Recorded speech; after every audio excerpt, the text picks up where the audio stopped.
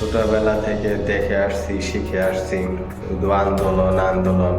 শান্তিপ্রিয় বাংলাদেশে শুধু আন্দোলন, হরতাল, মারামারি, কাটাকাটি, রাহাজানি, স্বৈরাচারী, অনেক কিছু। ইতিহাসে পড়ে আসছি সেই ব্রিটিশদের কাছ থেকে 1947-এ ভারত বিভাজন, তারপরে 1952-তে ভাষা আন্দোলন, তারপরে 75-এ গণ অভ্যুত্থান, তারপর আবার 1971-এ মুক্তিযুদ্ধ, 72-এ সংগ্রাম, 73-এ সংগ্রাম, তারপরে আওয়ামী লীগ ক্ষমতায় থাকলে বিএনপির উপর চাপায় সব অরাজকতা, আবার বিএনপি ক্ষমতায় থাকলে আওয়ামী লীগের উপর চাপায় সব অরাজকতা।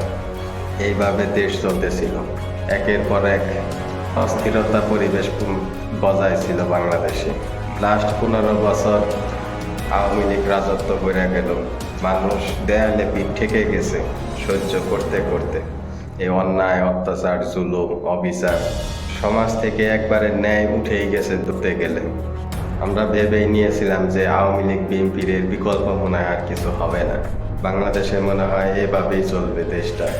দেশের শান্তি মনে হয় আর ফিরে আসবে না। হয়তো এভাবে চলতে চলতে একদিন কিয়ামত এসে যাবে।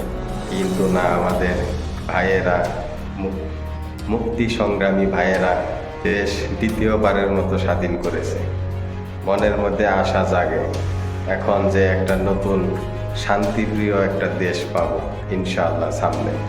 এখন আশা করতেই পারি বিশ্বের মধ্যে শান্তিপ্রিয় দেশের মধ্যে নিউজিল্যান্ডের আগে বাংলাদেশের নাম আশাই করতে পারি।